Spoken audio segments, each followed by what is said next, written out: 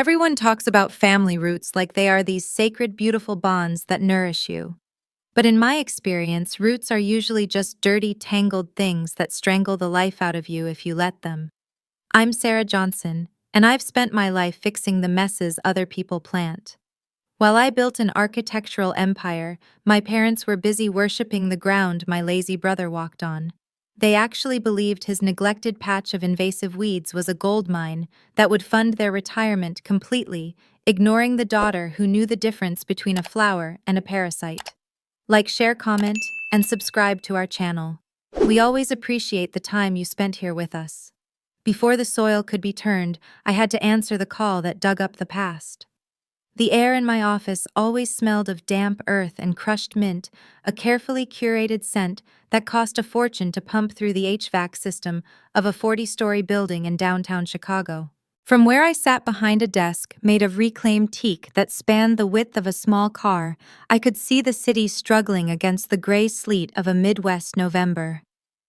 My name is on the glass door, not just Sarah Johnson, but the gold-leafed insignia of Verdant Legacy, the premier landscape architecture firm in the tri-state area. To the world, I was a visionary, a woman who could look at a barren, eroding hillside and see a cascading masterpiece of native switchgrass and limestone retaining walls. I restored historic estates for tech billionaires and saved public parks from municipal neglect. I was composed. I was wealthy. I was entirely alone. My fingers traced the edge of the silver frame sitting on the corner of my desk. It was the only personal item in a room otherwise dominated by architectural schematics and topographic maps. The photo was 10 years old. In it, I stood wearing a black graduation gown and a velvet hood lined with the heavy gold silk of the master's program. I was smiling, but the smile didn't reach my eyes. Even through the glossy print, I could see the tightness in my jaw, the way my hands gripped the diploma so hard my knuckles were white. The background was a blur of other families, proud fathers adjusting mortarboards, mothers weeping into tissues, siblings holding bouquets of cheap grocery store carnations. Beside me, in the space where my family should have stood, there was only a gap of empty air and the brick wall of the university auditorium. The memory of that day was not a sharp stabbing pain anymore. It was a dull chronic ache, like arthritis in the winter. I remembered standing in the parking lot an hour before the ceremony, my phone pressed to my ear, the asphalt radiating heat through the soles of my heels. I had called my mother just to check on their ETA. I had reserved the seats 3 months in advance. "We're not going to make it, Sarah," she had said. Her voice hadn't been apologetic. It was frantic, breathless, the tone she reserved exclusively for my older brother Mark. "Mark's having a crisis with the yard. He's hosting the neighborhood barbecue tomorrow and the lawnmower broke. Your father is over there now trying to fix the carburetor, and I'm helping him bag the clippings. You know how overwhelmed Mark gets." I had stood there, the expensive education I had paid for myself, suddenly feeling very heavy in my hands. "Mom," I had whispered, "I'm graduating. I'm the valedictorian of the architecture school." There was a pause on the line, followed by the sound of a lawnmower roaring to life in the background, a sound that signaled my father's triumph, not over a difficult design or a structural challenge, but over a patchy quarter-acre of suburban grass. "We're proud of you, honey," she had shouted over the engine. "But this is an emergency. Mark promised the neighbors a party. We'll take you to dinner next week." They never did. I walked across the stage alone. When they called my name, the silence from my family's section was deafening. I drove myself home, put the diploma in a drawer, and started Verdant Legacy the next morning. The sudden buzz of the intercom snapped me back to the present. My assistant's voice filtered through. "Ms. Johnson, there's a call on line 1, a Mrs. Beverly Johnson. She says it's urgent regarding a property liquidation." I stared at the blinking red light. They hadn't called in 6 months. The last time we spoke, it was because Mark needed a character reference for a rental application. I took a breath, letting the scent of the mint ground me, and pressed the button. "Hello, Mother." "Sarah, oh, thank goodness," she said. There were no pleasantries, no questions about my health or my business. There was only the manic energy of a new scheme. Your father and I have made a decision, a big one. We're selling the house. My heart gave a strange, involuntary thump. The house, the sprawling Victorian on the edge of town where I had spent my childhood, weeding the vegetable patch while Mark played video games inside. You're retiring, I asked, keeping my voice even. Florida, she declared. We found a condo community near the coast, but that's not why I'm calling. We need to maximize the sale price, Sarah. We're counting on the house to fund everything, the move, the condo, the travel, and you'll never guess what the real gold mine is. I swiveled my chair to look out at the rain. The woodwork, the original slate roof, the garden, she said, her voice dropping to a conspiratorial whisper. Mark's garden. You remember the plants he put in years ago? The ones he brought back from that trip? Well, we've been looking online. We think they're rare imports, exotic specimens. The yard is a jungle, Sarah. Just a lush green paradise. We think the landscaping alone could add 50, maybe 100,000 to the asking price. It's Mark's legacy to us. I closed my eyes. Mark didn't have a legacy. Mark had a history of half-finished projects and expensive hobbies that our parents funded. I remembered the plants he had shoved into the ground 5 years ago, some random cuttings he'd bought from a questionable vendor at a flea market. He had planted them and promptly forgotten them. Mom, I said carefully, if the garden is overgrown, that usually detracts from the value. It suggests deferred maintenance. Nonsense, she snapped. It's not overgrown, it's mature. It provides total privacy. But the real estate agent, that skeptical little woman, she said, we need a formal landscape appraisal before we list it as a botanical feature. She gave us a list of firms. She paused, the rustle of paper audible over the line. We want the best, Sarah. We want to prove what Mark created is valuable. We're going to hire Verdant Legacy. The silence in my office was absolute. The irony was so thick I could taste it. For 10 years I had built this brand. I had been featured in Architectural Digest. I had won the Olmsted Medal. And yet my parents were so disconnected from my reality, so blinded by their focus on Mark, that they didn't even know Verdant Legacy was my company. To them, I was just doing landscaping somewhere in the city. They assumed I was a glorified gardener pruning roses for rich ladies. They had never Googled me. They had never asked. They are very expensive, Mom, I said, testing the waters. Their consultation fee alone is $2,000. We know, she said dismissively. It's an investment. When they certify Mark's rare plants, we'll make that back 10 times over. Can you believe it? All these years you were the one studying plants, but it's Mark's intuition that's going to pay for our retirement. He just has a natural green thumb. The anger flared, then hot and sharp, but I tamped it down instantly. A cold, crystalline clarity took its place. They wanted Verdant Legacy. They wanted the best expert in the state to judge the value of my brother's contribution to the family estate. I think that's a wise choice, I said, my voice smooth as polished granite.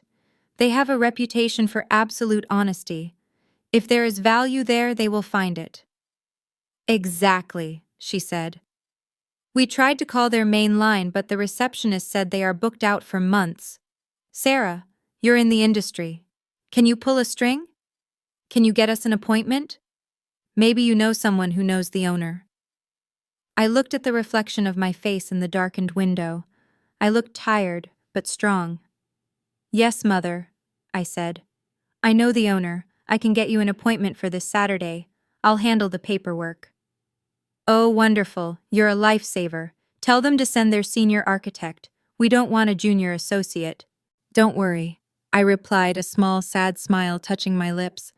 The head of the firm will be there personally. Good. We'll see you then. Oh, and bring a pie or something, will you? Mark loves your apple pie. The line went dead. I slowly lowered the phone back to the receiver. I looked at the graduation photo one last time, the girl who had waited for parents who never came because a lawn needed mowing. They wanted to know the true value of their garden. They wanted an appraisal of the roots Mark had put down. I would give it to them. I pulled a fresh legal pad from my drawer and uncapped my fountain pen. I didn't write a grocery list for apple pie. I wrote the title of a new file, Johnson Estate, Comprehensive Environmental Impact and Valuation Report. Then I picked up the phone to tell my assistant to clear my schedule for Saturday. I was going home. I pulled my Audi Q8 into the crushed gravel driveway of the house I grew up in, the tires crunching loudly in the quiet suburban morning. The vehicle was a sleek iron-gray statement of precision, a stark contrast to the property before me. I hadn't been back in nearly 2 years, and the first thing that struck me was the suffocation. The house, a charming 2-story colonial that had once boasted clean lines and a welcoming porch, now looked like it was being swallowed whole. A wall of vibrant, aggressive green rose up on 3 sides, towering over the gutters and casting the front windows into perpetual shade. To the untrained eye, my parents' eyes, it looked lush, a tropical oasis in the middle of Ohio. To my eyes, it looked like a slow-motion siege. I stepped out of the car, smoothing the lapels of my tailored blazer. I carried nothing but a leather portfolio and a digital laser measure. My mother was waiting on the porch, wiping her hands on an apron, while my father sat in his rocking chair looking at a brochure for a Viking river cruise. Mark was there too, leaning against the railing, looking older but no more mature. He wore a faded college t-shirt and held a mug of coffee, his posture slouching with the casual arrogance of a man who has never truly had to scramble for anything. "Sarah," my mother called out, waving a tea towel. She seemed momentarily confused by the car and then by my attire. I wasn't wearing the jeans and flannel she associated with gardening. I was wearing the uniform of a CEO. "Where is the owner coming separately?" "I am the owner, mother," I said, walking up the steps. I didn't hug them. I offered a professional nod, the same one I gave to contractors I didn't particularly like. "Verdant Legacy is my firm. I founded it the day after graduation. You asked for the head of the firm, so here I am." There was a beat of silence. My father looked up from his brochure, blinking. Mark scoffed, a short, sharp sound. "Well, that saves us the $2,000, right?" he said, grinning. "Family discount. The fee is waived," I said coolly, "because I need to ensure this is done legally. If you're selling, you need a certified landscape value assessment. That is what I'm here to do." I opened my portfolio, clicking my pen. "Shall we walk the perimeter?" We moved to the side yard, the air immediately growing heavy and humid as we entered the shade of Mark's garden. It was dense. The foliage was a chaotic tapestry of emerald and lime, the leaves broad and spanning the stalks thick as wrists. "Look at that," Mark said, gesturing grandly with his coffee mug. "I put these in 5 years ago, just a few cuttings I got from a guy who specializes in Asian imports. He said they were Emperor's cane or something. Look how fast they grew. You can't see the neighbors, you can't hear the road. It's a total privacy shield. I told Mom and Dad, this is the selling point. It's practically an arboretum." I stopped walking. I stared at the plant nearest to me. The stems were hollow and bamboo-like, speckled with purple. The leaves were heart-shaped with a flat base. It wasn't Emperor's cane. It was Falopia japonica, Japanese knotweed, one of the most destructive invasive species on the planet. I shifted my gaze to the taller stalks further back, golden canes with aggressive runners. Philostachys aurea, running bamboo. My heart rate didn't spike. Instead, it slowed into a cold, rhythmic thud. This wasn't a garden. It was a biological weapon. "It's certainly vigorous," I said, keeping my voice neutral. I stepped off the path, pushing through a cluster of ferns to get to the house's foundation. "Hey, watch the shoes, Sarah," Mark laughed. "It's a jungle out there." I ignored him. I knelt by the brickwork of the foundation. The knotweed grew thick here, right up against the house. I used the tip of my pen to push aside the heavy shield-like leaves. There, hidden from casual view, was a hairline fracture in the concrete.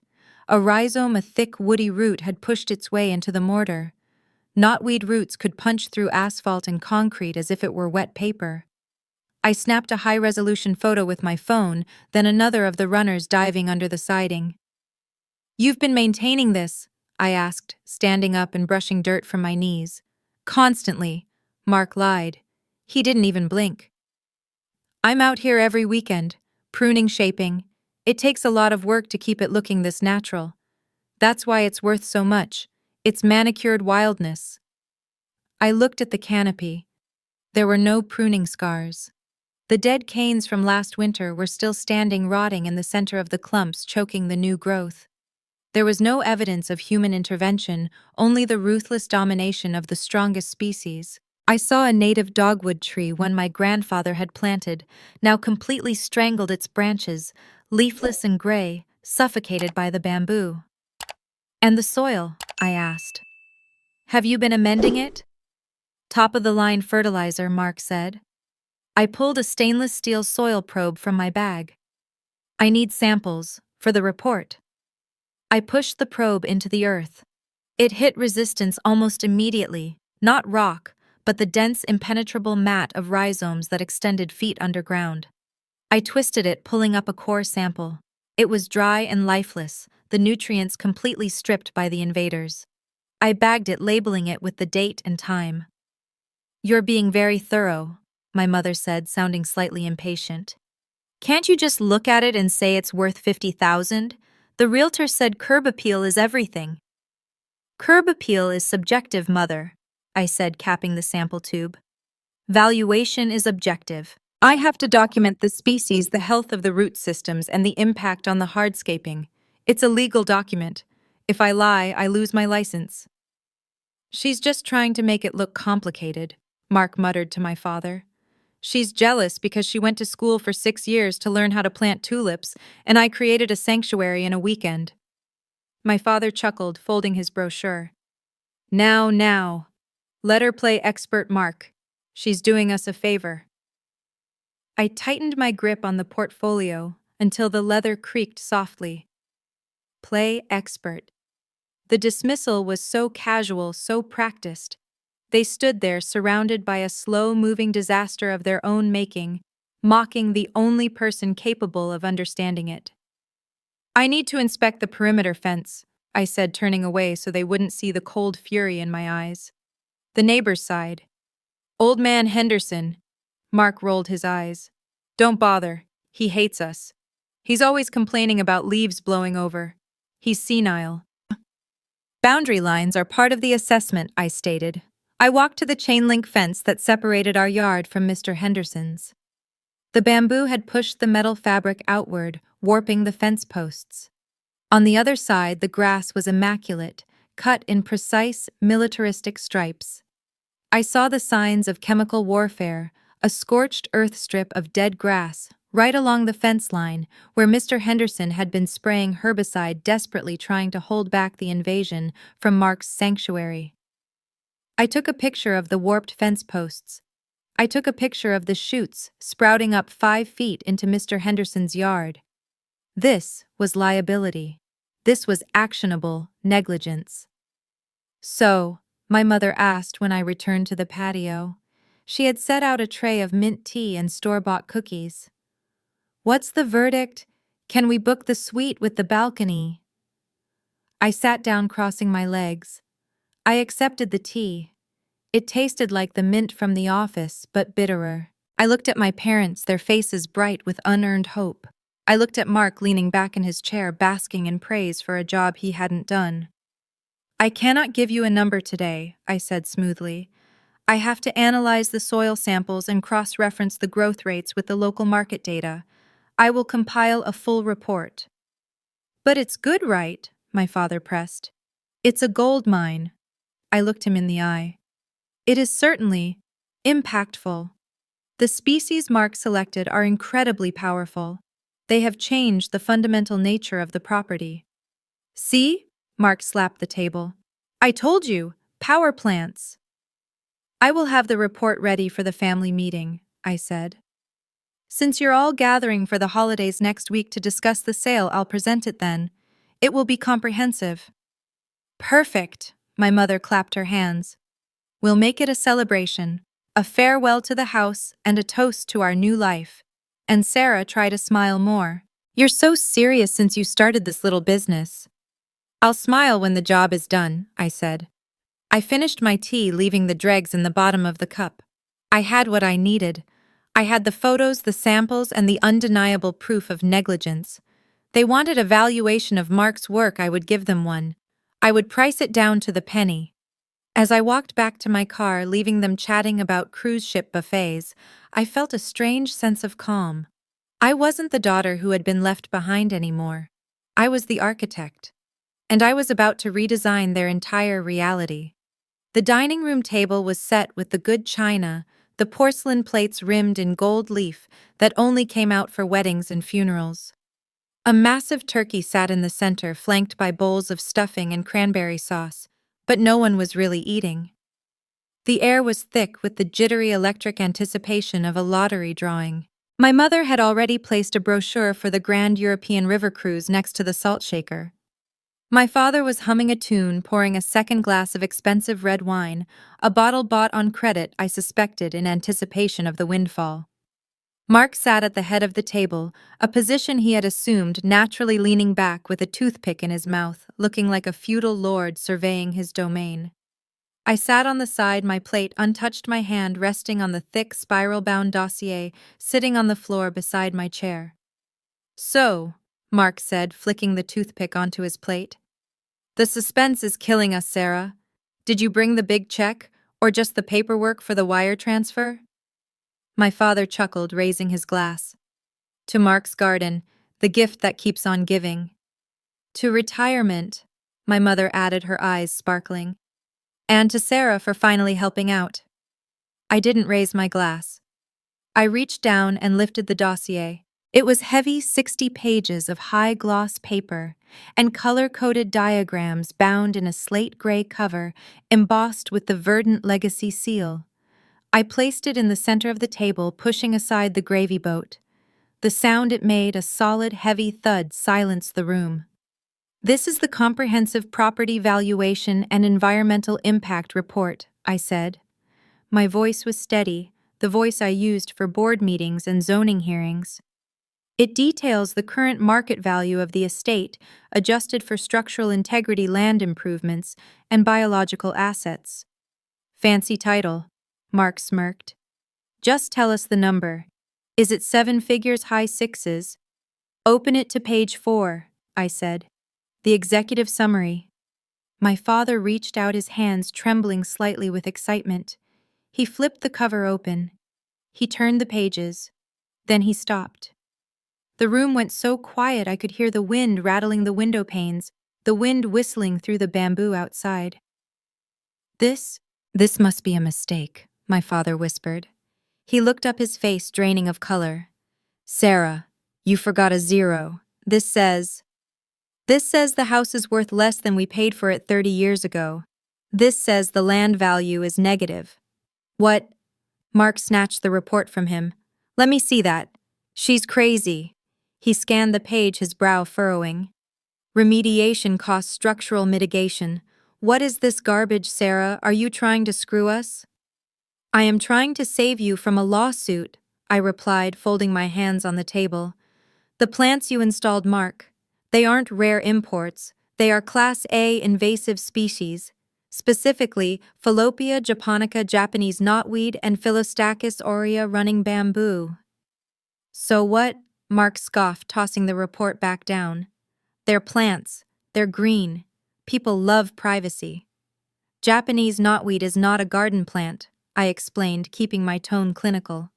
"It is a biological hazard. In the UK, you cannot get a mortgage on a house if this plant is present within 7 meters of the boundary. Here it is classified as a controlled waste. Its root system can extend 10 feet deep and 20 feet wide. It can dormant for 20 years and then regenerate from a piece of root the size of a fingernail." I reached over and flipped the report to page 25. A high-resolution photo I had taken in the crawl space underneath the porch. "This is the foundation of the house. See that crack? That's a rhizome pushing through the cinder block. It has compromised the structural integrity of the north wall. The bamboo on the east side has invaded the septic field. The tank is cracked. The leach field is clogged. The plumbing is effectively destroyed." My mother put a hand to her mouth. Destroyed. But the toilets work fine. For now, I said. But the ground is saturated. It's a ticking time bomb. Legally, you cannot sell this house without disclosing the infestation. No bank will lend on it. No insurer will cover it.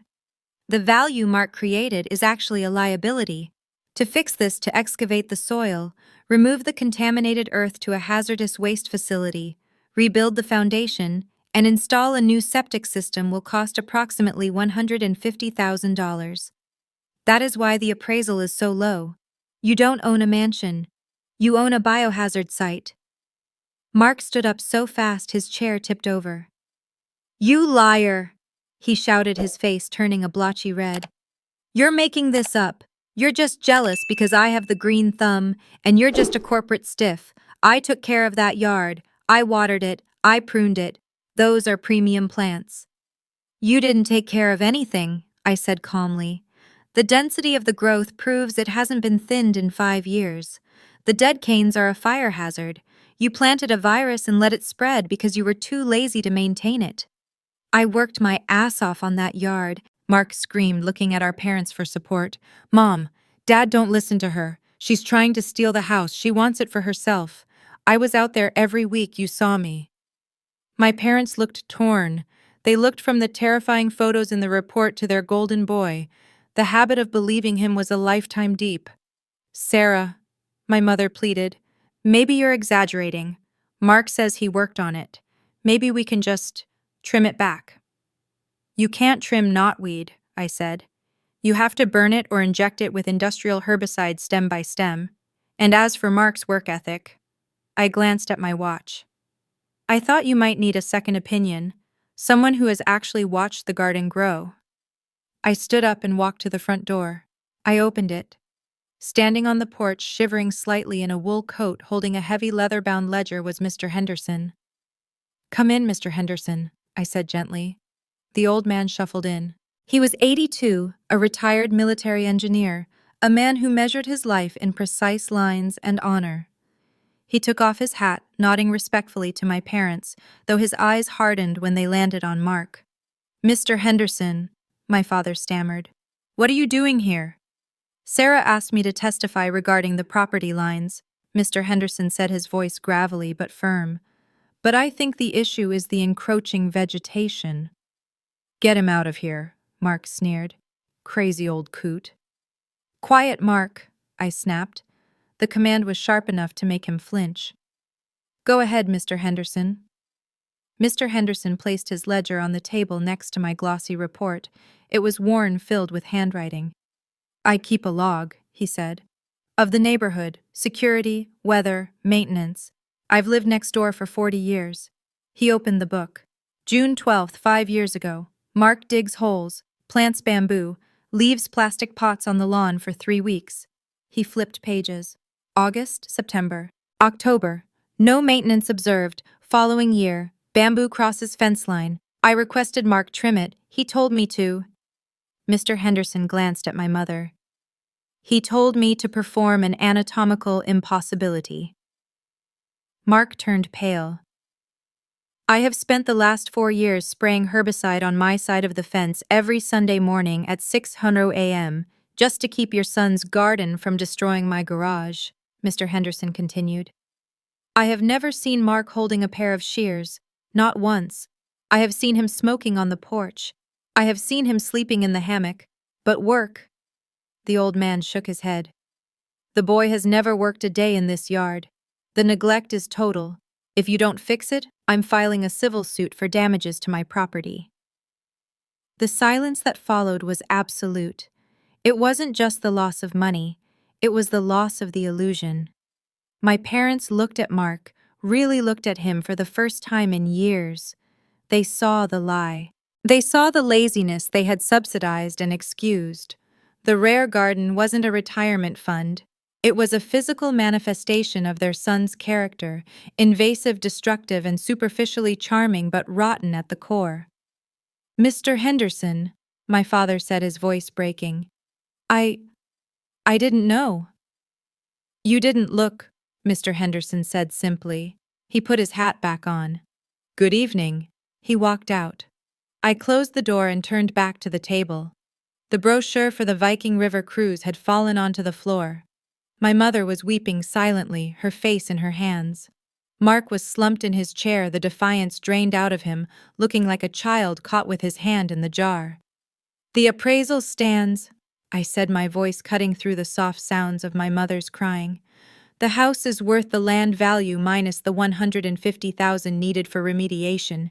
You have no equity. You have nothing to sell. You are broke." The crash was silent, but it was total. I watched the realization settle over them like ash. The roots of the problem had finally been exposed. The silence that settled over the dining room was heavy, suffocating, deeper than the winter snow piling up against the window panes. The turkey sat cold and carved in the center of the table, the grease congealing on the platter.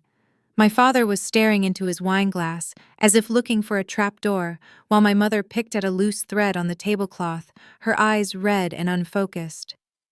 Mark had retreated into a sullen slump, scrolling aimlessly on his phone, the blue light illuminating a face that still refused to accept responsibility. The illusion was gone. The dream of the Florida condo, the round-the-world cruise, the life of leisure funded by a few seasons of neglect, it had all evaporated, replaced by the cold, hard math of my report. "We're ruined," my father whispered, his voice cracking. He didn't look up. "If we can't sell, if we have to disclose this, no one will touch the property. We can't afford the repairs, Sarah. We don't have $150,000 lying around. We barely have savings. We were banking everything on the equity." "We'll lose the house," my mother added, her voice trembling. "The bank, if the foundation is compromised." She looked at me, a flicker of desperation in her eyes. "Sarah, can't you just write a different report?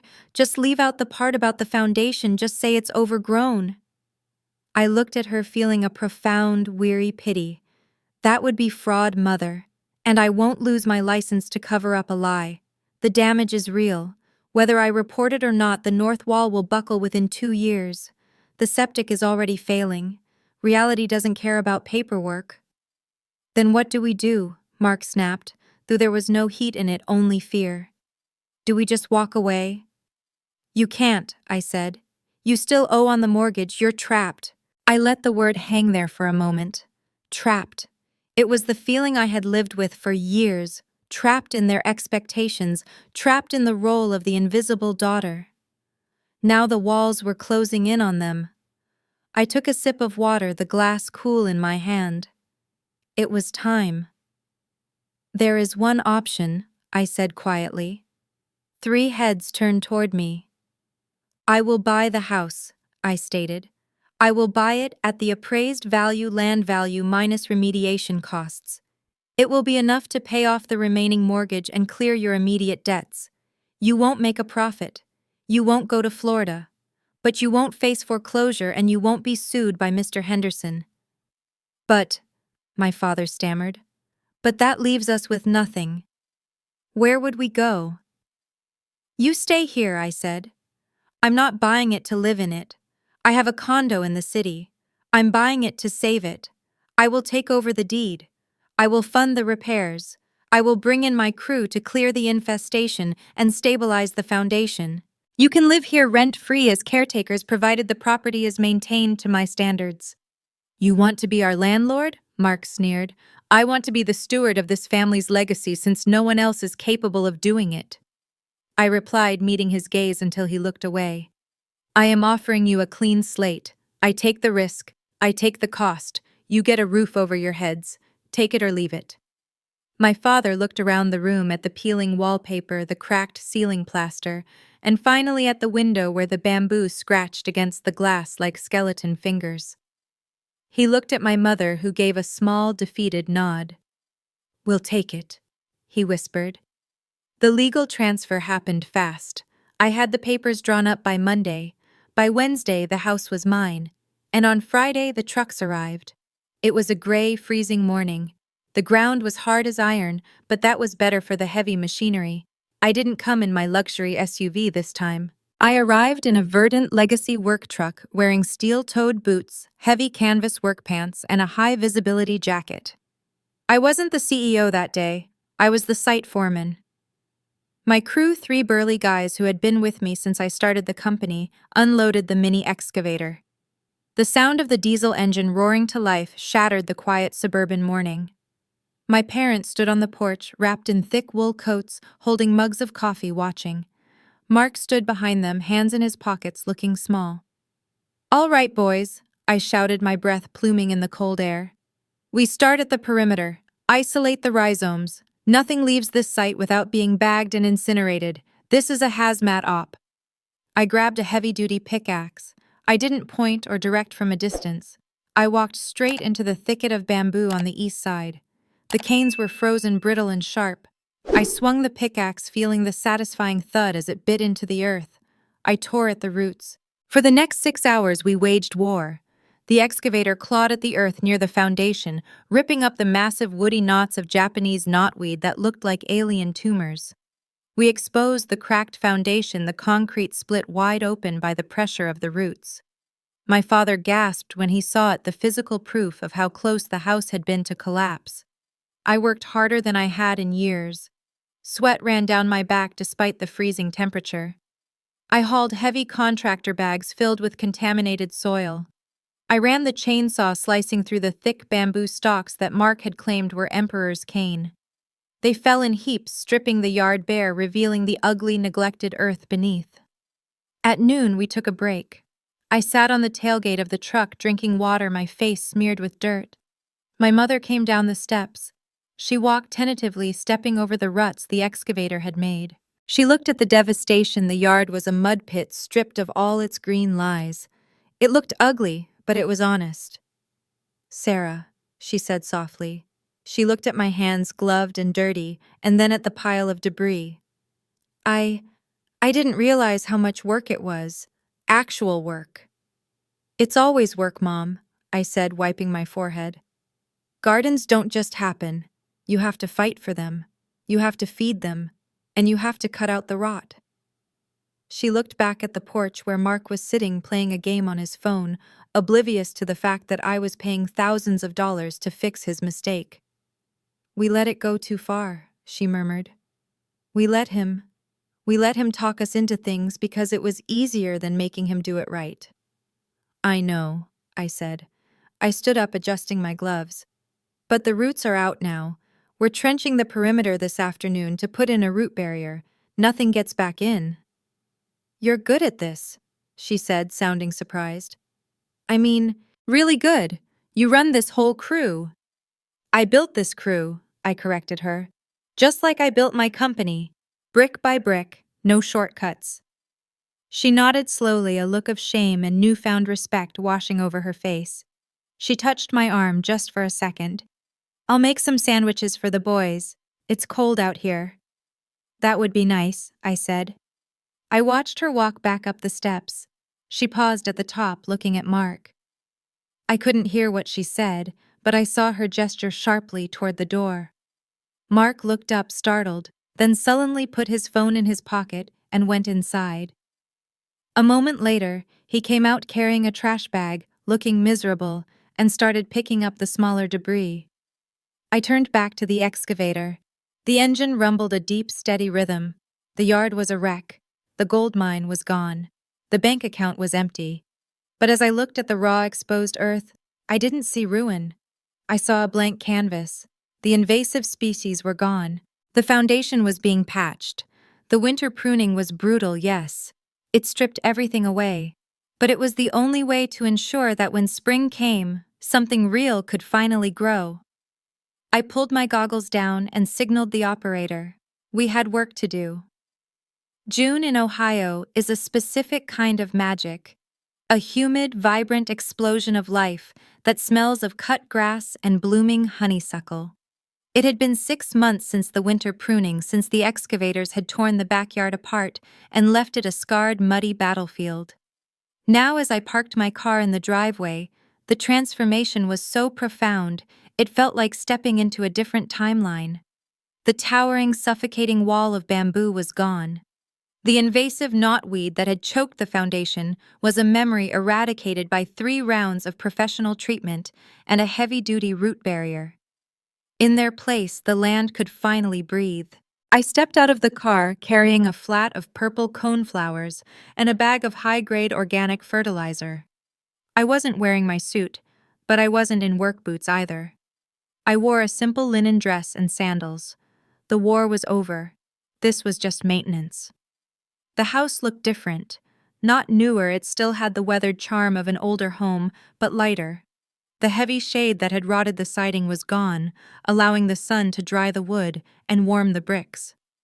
The north wall, which we had reinforced with steel piers, stood straight and true. My father was the first to see me. He was kneeling by the front flower bed, wearing a pair of canvas gloves that were actually dirty. He wasn't looking at a travel brochure. He was deadheading the marigolds. "Sarah," he said, standing up and wiping his brow. He looked healthier than he had at Christmas. The anxious, desperate glint in his eyes was gone, replaced by a calmer, more grounded expression. "You're early.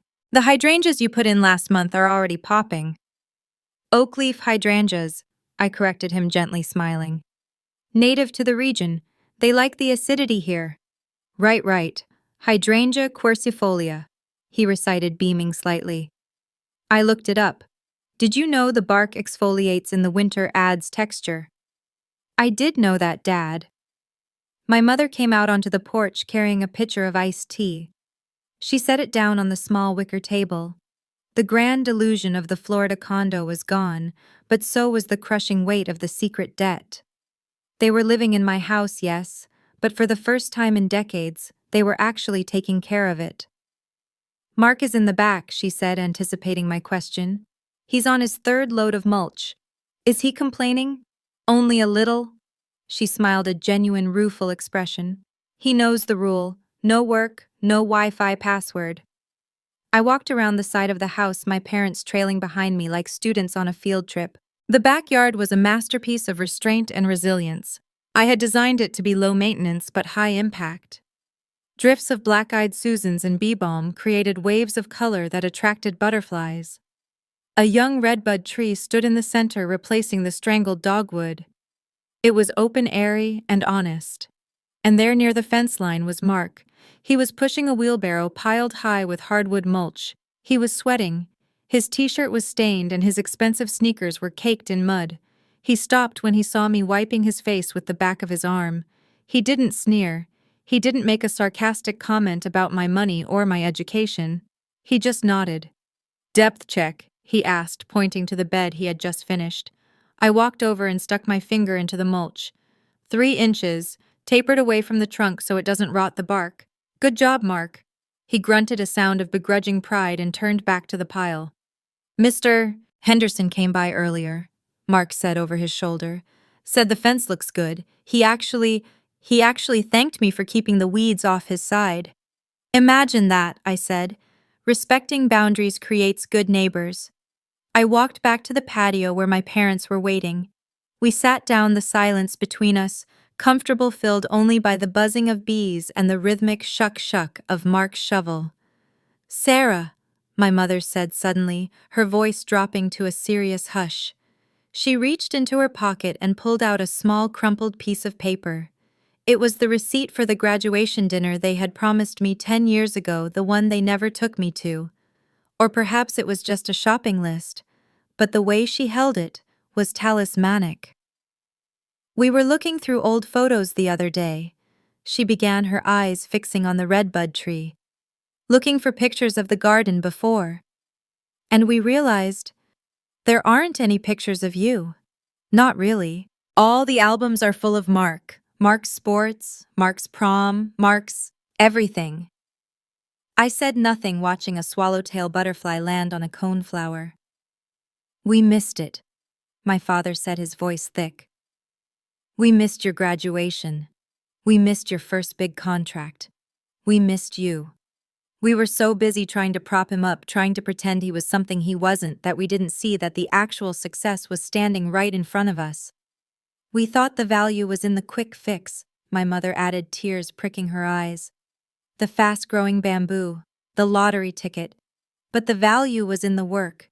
You were the one doing the work, Sarah, all along. We're so sorry." for the graduation, for the house, for everything.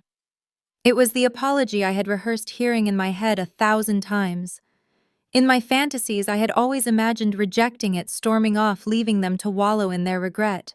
But looking at them now, two elderly people living in a house they no longer owned, finding joy in the simple act of pruning a shrub, I felt the anger drain away, seeping into the ground like rainwater. The revenge was done. I had stripped them of their assets, crushed their ego, and forced my brother into manual labor. But in doing so, I had saved them. The house was standing. The family was talking. The lies were gone. Gardens need pruning, I said softly, reaching out to cover my mother's hand with mine. If you don't cut out the dead wood, the whole tree dies. It hurt, I know. But look at it now. I gestured to the yard, to the vibrant, healthy plants that were native to this soil, meant to be here, strong enough to survive the winter. To Mark, who was finally learning the dignity of a hard day's labor. To the fence line where Mr. Henderson was no longer an enemy. It's beautiful, my mother whispered. It's real, I said. That's better. I stayed for dinner. We didn't have a turkey on fine china. We had grilled chicken and salad on paper plates on the patio. Mark sat with us, too tired to be arrogant, eating hungrily. We talked about the pH levels of the soil. We talked about the upcoming cicada season.